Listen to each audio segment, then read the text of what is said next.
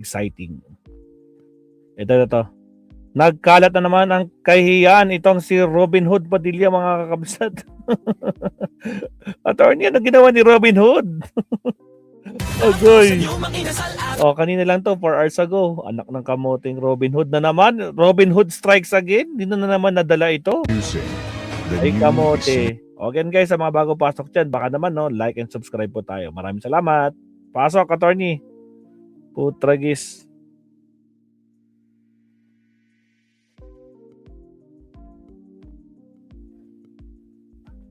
Bilisan natin. Enzo Recto, kalaban ang katiwalian at kasinungalingan, kakampi sa katotohanan at kabutihan.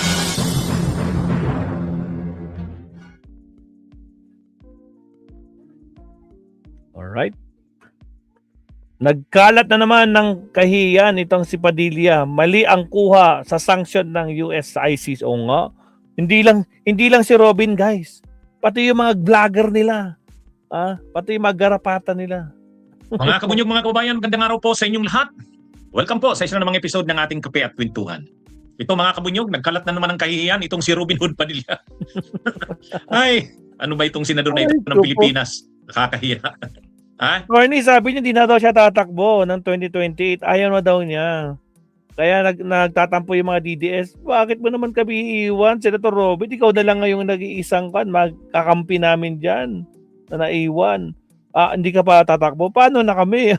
Potragis. Nagkalat na naman ng kahihiyan. Ay, sana naman itong mga staff ni Robin. Alam ko, parang ang chief of staff nito si Attorney Jurado. O sana naman advisean ito ng si Robin Padilla. Basta-basta na lang nagbubukas ng bibig, hindi pinag-iisipan. Wait lang kasi ako tubig. Ano bang sinabi ni Robin? Nagkomentaryo si Robin. Alam naman natin mga kabunyog na ngayon, mainit na issue yung ginawang sanctions ng United States sa ICC. Yan, hindi ko pa nadidiscuss ng separate yan. Hiwalay kong i-discuss yan kasi medyo masela na issue yan. Pero ang issue yan, sa simple lang ganito. Sa simple lang ganito ang nangyari. Pero bago yan, wala pa yung mga viewers natin na iba. Ito na muna, i-greet ko na muna. Yan, nakita ko na si Sakura. Sa Facebook, si Ana Paj, si Edwin Makatuwal Venus, si Chuknat Kunat, No Air, Milagros de la Cruz, Jan Emmanuel Prieto, kay Elizabeth Alden, Arsenio Muya, Buying Landicho, Milagros de la Cruz, Ray Rojero, GD na Tonel Sales, si Kabunyog Lourdes, ano ba to? Lourdes, sorry. So, ganito muna ang context para mas maintindihan natin. Plano ko sana nito i-discuss separately. Kaya lang, ito lang muna tayong comment ni Rubin. Ganito mga kabunyog, alam naman natin na ang ICC, ang jurisdiction niyan, yung mga crimes against humanity, yung genocide, yung war crimes. Yung mga ganyang kaso. War crimes, genocide, at saka crimes against humanity. Ngayon, ang mga makapangyarihang bansa sa daigdig o sa mundo tulad ng United States, ng Russia, ng China, ayaw nilang mag-member sa ICC. Ayaw nila dyan, ayaw nilang pumirma dyan sa Rome Statute na yan. Bakit ayaw ng US? Bakit ayaw ng ng Russia? Bakit ayaw ng China? Ay mga kabunyog, mga kababayan, halimbawa itong Red Horse Beer pipiliin, di kailangan ng halo, itong ginagawa ng Russia, itong ginagawa ng Russia sa Ukraine. Umabot na sa punto na ang Russia, mga kabunyog, pinagkukuha yung mga bata sa Ukraine, dinala sa Russia. Bawal na 'yon. Bawal na 'yon. Crimes against humanity na 'yon. Crimes against humanity, nangingidnap ka na ng mga bata. At pwedeng sabihin na war crimes din 'yon. So alam ng Russia na posible siya bilang makapangyarihang bansa, marami siyang alam ng mga makapangyarihang bansa na ito na mai-involve sila sa mga gera, mai-involve sila sa mga panghihimasok sa mga bansa. Halimbawa ang US pumasok yan sa Iraq, pumasok sa Afghanistan, pumasok sa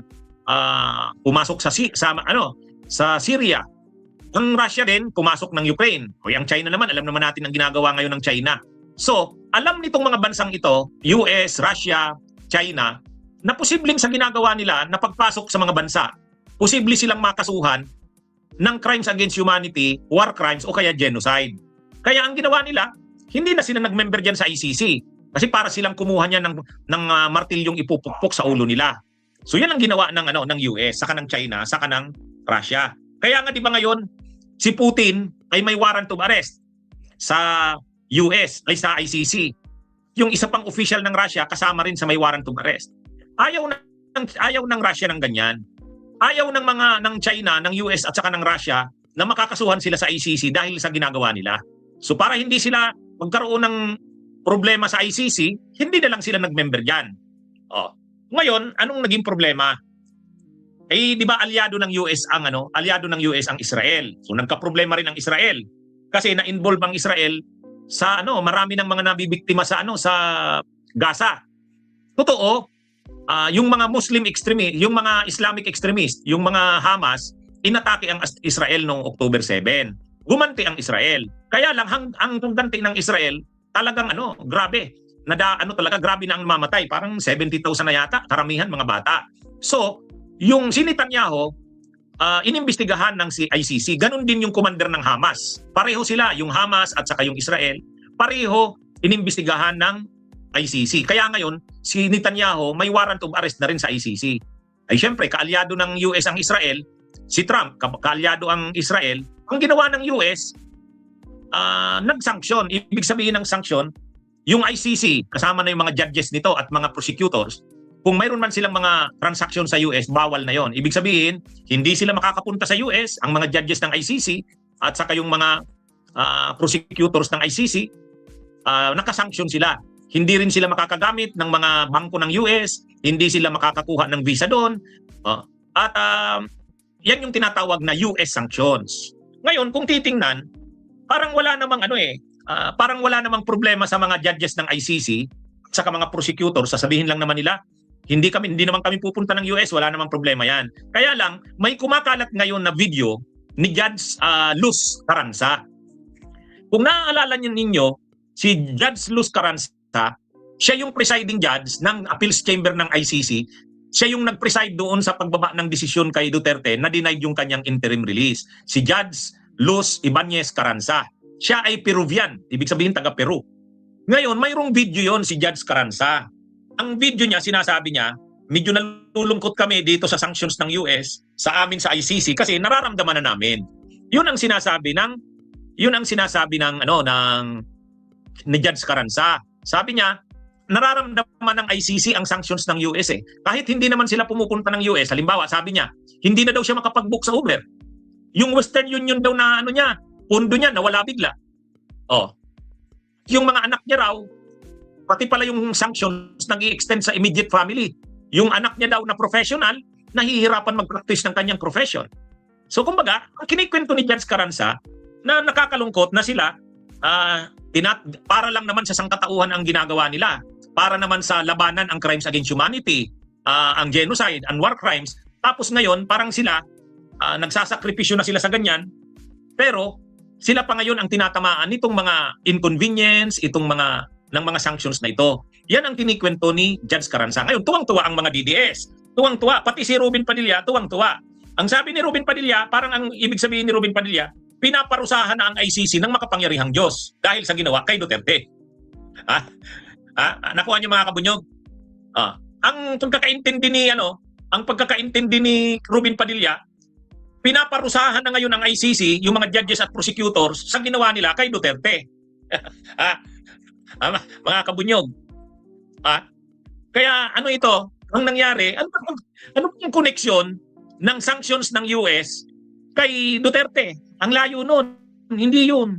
Iba, ang sanctions ng US ay tungkol sa Israel at tungkol sa mga officials ng US na posibleng makasuhan sa ICC. So yun yung issue doon, hindi tungkol kay Duterte. Kaya lang, itong si Robin Padilla, mga kabunyog, ang post niya, sabi ni Robin Padilla, ay ano ba to? Kakahiya talaga sa Pilipinas itong senador ng mga kabunyog. Dinadala ngayon ni Robin Padilla ang issue sa issue ni Duterte. Ito yung post ni Robin. Ayan o. Ayan, yan ang post ni Rubin, mga kabunyog. Yan o. Ayan, basahin natin ha. Ayan. Ito yung post ni Rubin. Sabi ni Rubin, nakakatakot kapag ang nag-iisang Diyos na ang gumanti sa mapagmataas, makapangyarihan at walang puso. Day of reckoning. You are crucifying an 80-year-old man. You denied him the house arrest that the Filipinos are demanding. Those are prayers stained with tears, asking for justice from the Lord, the Creator. Judges and prosecutors at the International Criminal Court, ICC, have been cut off by banks, credit card companies, and tech giants like Amazon. Wow.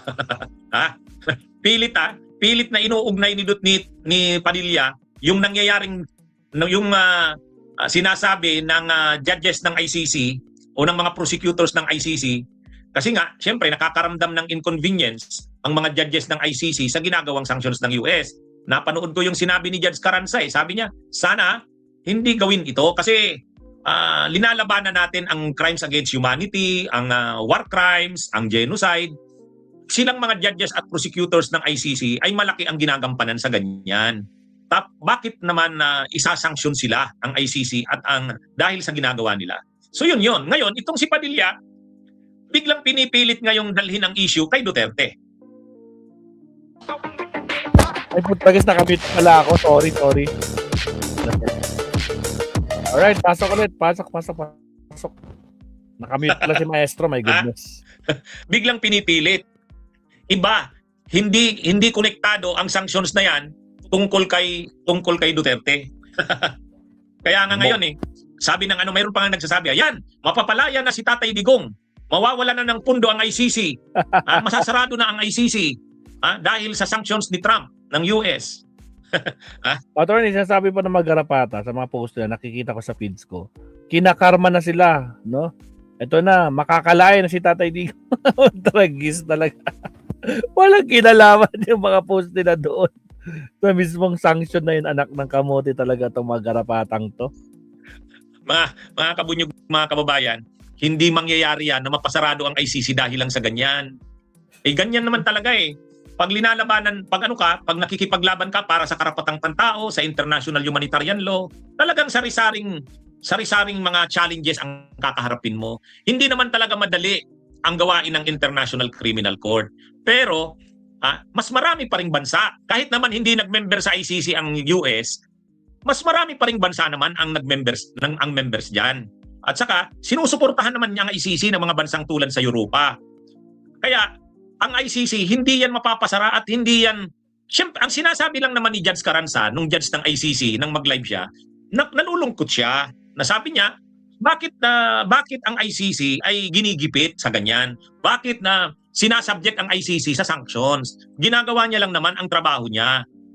Hindi naman siya bias. Makapangyarihang bansa ka man o hindi. Kapag may nangyaring crimes against humanity, aaksyonan yan ng ICC. So dapat, huwag din sanang pahirapan ang ICC sa gawain nito. Kaya sabi ni Judge Carranza, nalulungkot sila sa sanctions na ginawa ng US. Pero, hindi ibig sabihin na magsasara ang ICC. Hindi ibig sabihin na papalayain na si Duterte kasi wala ng pera ang ICC.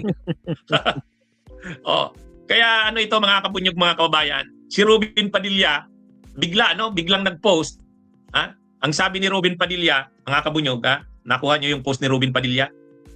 Parang ito, gumanti na ang makapangyarihang Diyos para kay Duterte. Bakit daw kasi si Duterte hindi pinagbibigyan ang house arrest? Bakit hindi daw pinagbibigyan ang interim release? 80 years old na. Kaya parang ngayon, nakarma ngayon yung mga judges ng ICC at saka mga prosecutors. Kasi may sanctions na sila ng US. Hindi naman yan yun. Ang layo. Ang layo. Ano ba to? Pati mga DDS, pati nga si Roque. Sabi ni Roque, ayan, may sanctions na ang US. Delikado na ang ICC. Magsasara na yan. Anong magsasara? Anong magsasara? Ano lang yun? Nag-i-express lang ng parang pagkadismaya, frustration, si Judge Carranza. Pero sabi niya, hindi kami madedeter niyan. Kahit pa may sanctions ang US, actually, hindi nga lang sanctions ng US. Tinasuhan sa Russia yung mga prosecutors at judges ng ICC. At nagdesisyon ang Russian court. Sinintensyahan yung mga judges ng ICC at saka mga prosecutors. CDO Homestyle Corned Beef. May juicy sarap. Ay. Ipilinamnam. Try mo na. Again, sa mga bagong pasok, huwag kalimutan mag-like. Magandang araw sa inyo. Wait lang. Dalawa pa yung harang, mga kabsat, ha? Alright, here we go. Ano yun? Kaya lang, ano yan para rin yan dito sa atin sa Pilipinas. Ako, human rights lawyer ako. Marami akong mga kaso na yung mga biktima ng mga pananakot, yung torture, lalo na nung panahon ng drug war ni Duterte. Ang mga lawyers, kami hindi, pinagtatanggol namin. Hindi namin sila pinagtatanggol bilang addict o bilang user o pusher, hindi. Kundi yung rin din nila, yung idaan sa proseso, yung karapatan din nila. Kaya mahirap maging mga human rights lawyer. Ganon din dyan sa ICC. Ang hirap maging judges at prosecutors ng ICC kasi nga ganyan, sinasubject ka sa sanctions ng US, pati sa Russia nilitis yung mga judges ng ICC at prosecutors, sinintensyahan ng Russia. Pero yung karamihan naman ng bansa sa mundo at lalo na sa Europa, suportado ang ICC. Ganyan talaga yan. Ganyan talaga. Kaya lang, ito namang si Robin Padilla, iba naman ang anggulo. Ang anggulo naman ni Robin Padilla, parang salamat sa makapangyarihang Diyos. Pinarusahan ang mga judges at prosecutors ng ICC dahil sa ginawa nila, kay Tatay Digong daw nila na 80 years old na, pinahihirapan pa rin doon sa ICC. Ang layo, Robin. Ang layo. Ha? Ay, mga kabunyog, mga kababayan. Ewan ko dito. Kila Robin Padilla, saka pati si Roque. Okay, mga kabunyog, mga kabayan, magandang araw sa inyong lahat. Mabuhay po tayo. Salamat, attorney. Punta rin nga natin si Harry Roque, mabsat. Wait lang, dito tayo kay attorney Enzo. Ito, di ba napabalita na ako, no? Talagang tinapon na itong si Harry Roque. Hey, mali. Attorney Rene Bueno.